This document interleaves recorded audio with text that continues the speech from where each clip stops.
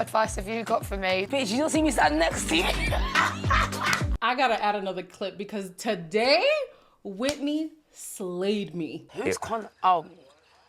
Hello everybody, welcome back to my channel. My name is Queenie. For those who don't know me, reviewing Love Island All-Stars Season 3, Episode 8. Before I get into it, please make sure to like this video, subscribe and hit the bell, and leave a comment down below. I have a feeling we might tussle. Oh, Lord. I don't know if I'll have the energy to tussle with y'all, but I know y'all would want to tussle with me. So let's just get into the episode, child. So we have the public vote results. The favorite girl and favorite guy were Millie and Scott.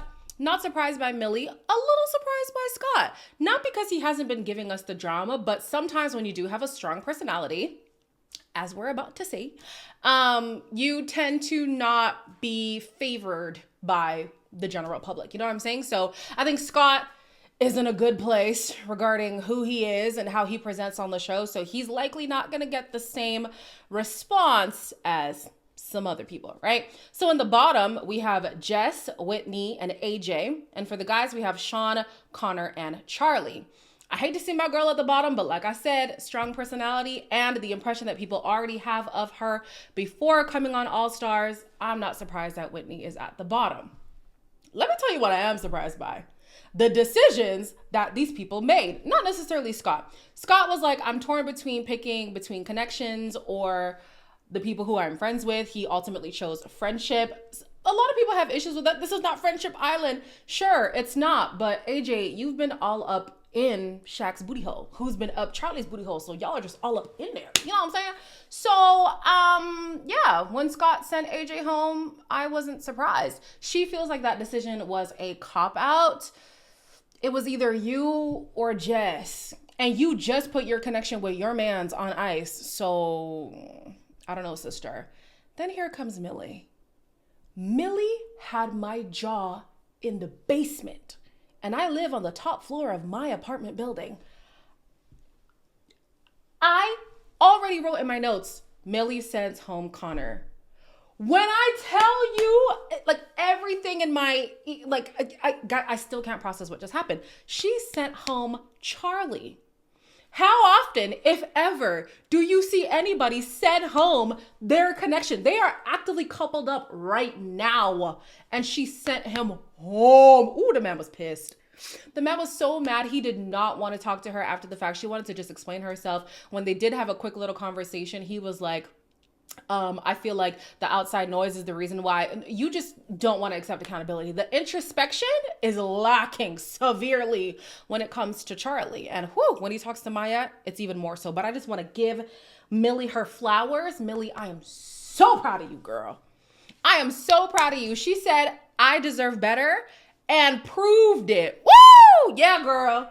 Yeah, you got a fan in me. During the chat with Maya, Charlie lets everybody know that he thought he still had a chance. Yeah, there was things that she didn't like that I did. Thought she'd give it a chance from what we had. People sticking their nose in our business or my business. You know, Mills didn't want drama, I didn't want drama. But at the same time, that's what you're in there for. You're supposed to explore connections. Actions have consequences, Charlie. Actions have consequences. Scott tried to warn you, knowing that all of this would, I mean, granted, I do think that Scott did stoke the fire, but it wasn't going to end well the way that you were going, and actions have consequences. He's shocked that he got dumped. You shouldn't be. You really shouldn't be. Even you being at the bottom, you should not be shocked. So he goes on to say that he hasn't heard from Millie that there were any red flags, and he now thinks that their connection was a waste of time. When Sean said, you don't listen, he was right. Again, a wrong clock can be right twice a day. Sean, you clocked that. You did. Scott is now, not Scott, what's his name? Charlie is trying to act like he never got an inkling. He never heard from Millie that his behavior was problematic, that these were red flags for her. Why did you think you were sleeping in the doghouse? Because you're a green flag? Make that make sense. If you don't listen, you definitely don't have critical thinking skills. But let's move on. Charlie feels like Scott loves the drama, which he does. But one thing about Scott, although he is stirring the pot is filled with truth. Because where did he lie? Where did he lie? He probably shouldn't have gotten into your stuff, but what he did say was factual. You just got caught up, and that's on you. Then we have AJ, who says that Shaq was her number one before she even came into the villa, which, okay. It kind of makes sense why she beelined for him, because I didn't really see her talking to anybody else after that. And then she says she's confused why he thought things were getting so physical, because they really weren't that physical. And I do agree with her. I think that he just realized she wasn't going to be as agreeable as he thought. So he just moved on to the next one. And she still feels like Scott's decision was a cop-out. Well, sucks. The next morning, we have some new game plans here. We have Sean, who's back on the prowl. He tells Kieran that he did kind of have a thing for Sammy, but he doesn't want to ruin their connection that they have going on. I think he is still going to try, though. So we'll see what happens there. Jess claims that she's unbothered by Charlie's departure. So all those tears, all that calamity, just for you to not care that he's gone. Okay, Jess, whatever. Jack wished that Connor went home instead of Charlie. Trust me, Jack, we see each other, okay? We all agree. And I'm sure he would think that even more so if he heard what Connor was saying. Connor's excited. He thinks that the connection with Whitney is getting better, that they're being more touchy-feely and whatnot. No, thank you. Whitney says that her connection with the two guys is 50-50. And Leanne challenges her on that. She says, do you really think it's 50-50, or are you just being scared right now? She admits, I'm being scared. Jack is a risk for me, and I am leaning more towards the safe option in Connor, just because like I'm scared. I'm scared of what that could become. Baby, just do it. You never know. I mean, after today, I don't know if Jack, Lord, I don't know. Not to say that Jack shouldn't pursue Whitney after what happened today, but I could see why he might be a little hesitant now. Like, oh, am I going to be with somebody who's like in the drama and stuff? I don't know. But anyways, she does admit that she does like Jack, and she's just a little bit scared there. Shaq says that he is interested in giving Belle another try. For me, I think that's why I was a little tolerant of Shaq in the beginning. It was because when he was with Belle, he just seemed like tolerable, you know? Belle will call you out and still give you a chance. Whereas Helena, she ain't gonna call you out on nothing, okay? The girl is a yes woman. So yeah, I do like the prospect of Belle. We'll see where things go. So Jack is now feeling the pressure because Connor is sleeping in the bed that he would rather be in, right? And so he's like, you know what? Let me just put my foot down and let this girl know that I like her. I'm my gal in here. Am I? I guess it's just the whole love triangle thing. Like, I've never honestly done it. I've never honestly. I don't know. I don't really know how to handle it. It doesn't have to be a triangle. I want to kiss you right now so badly. Fuck it up. I'm trying to be good. Connor's right there. I know. Fuck being respectful. Charges to the game. I'm glad that she told Jack that he has to work just a little bit harder, because what we see is him begging for kisses. And I'm sorry, I'm not going to fall for the propaganda that that's all that they talk about. Whitney seems like somebody who's going to need more than just a physical connection. She, even on her season, she didn't seem like somebody who just throws herself at people. So there has to be a little bit of substance there. I'm sure they're having those conversations, but we do see Jack being very timid, right? Like, get in there. She says he's giving her energy that she's looking for, so that's good. She later has a conversation with Connor, and she says, I don't really want to be kissing more than one guy at a time, which says to me that she just wants to focus on Jack for now. He also is like, yeah, I see you talking to him for most of the day, which proves to us that they are having more conversations. Whether they're deep or not is a separate issue, but they are having more conversations than what we get to see. Obviously, enough conversations for Connor to start to feel away. And I hope you go away. Millie is realizing that she has some feelings for Scott. She thinks that Scott could be her type, but she's not sure if she is his type. And I'm thinking, Millie, now is the time that you want to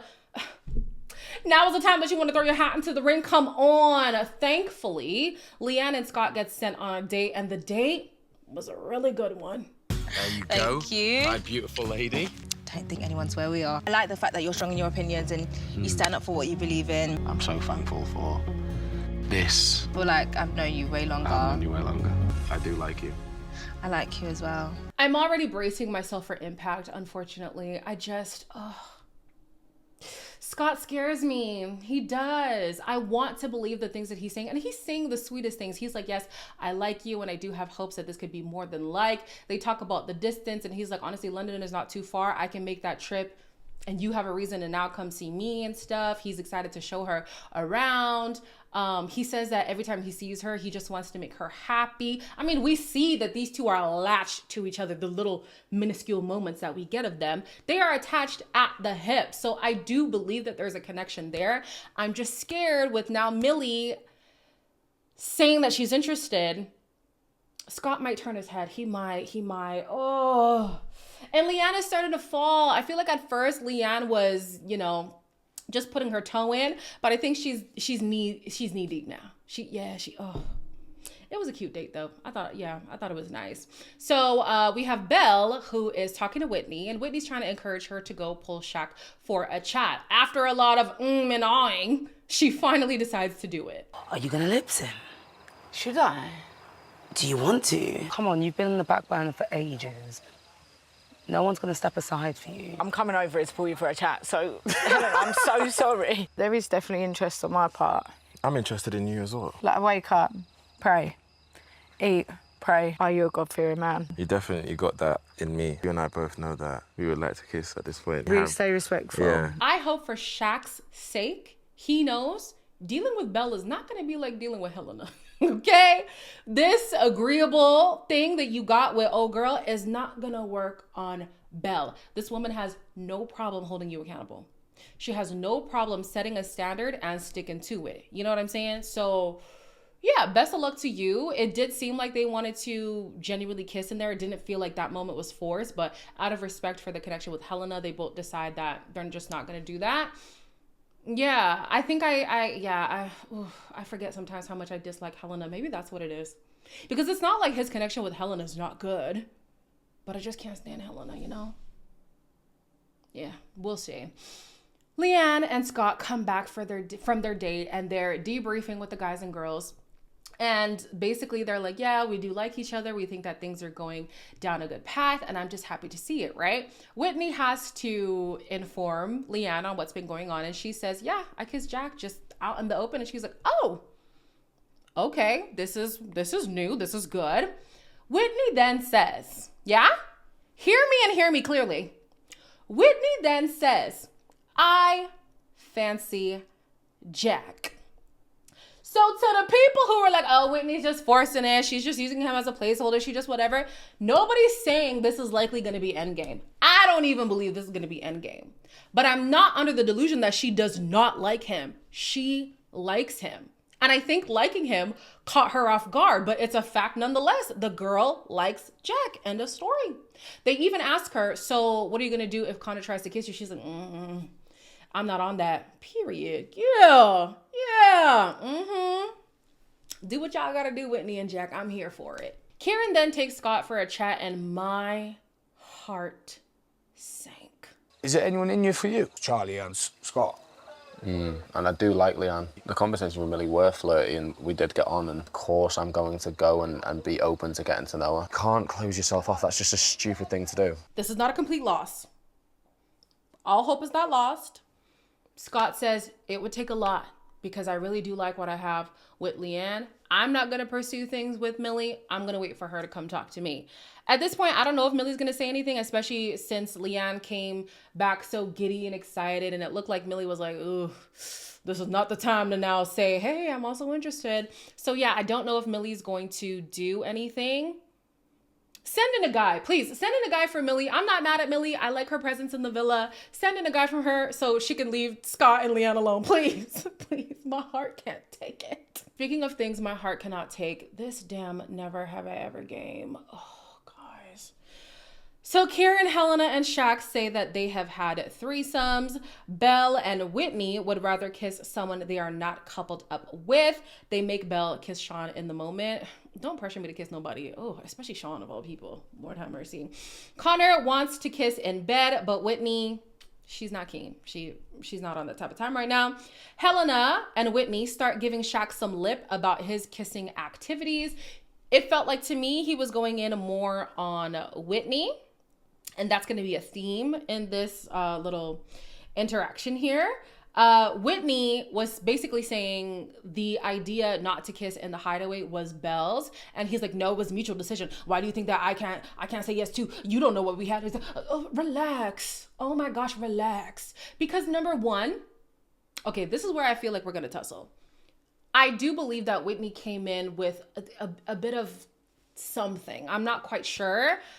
When this game started, it felt like she was ready to like wind people up, and sometimes it works and sometimes it doesn't, especially if you're not ready to receive it as well. It seemed like things were impacting her more than they typically would. So I don't know if she had a chip on her shoulder or something. I'm not quite sure. Yeah, number one, Belle and Whitney had a conversation beforehand, right? So Whitney's under the impression that Belle had already decided that she was not going to kiss Shaq.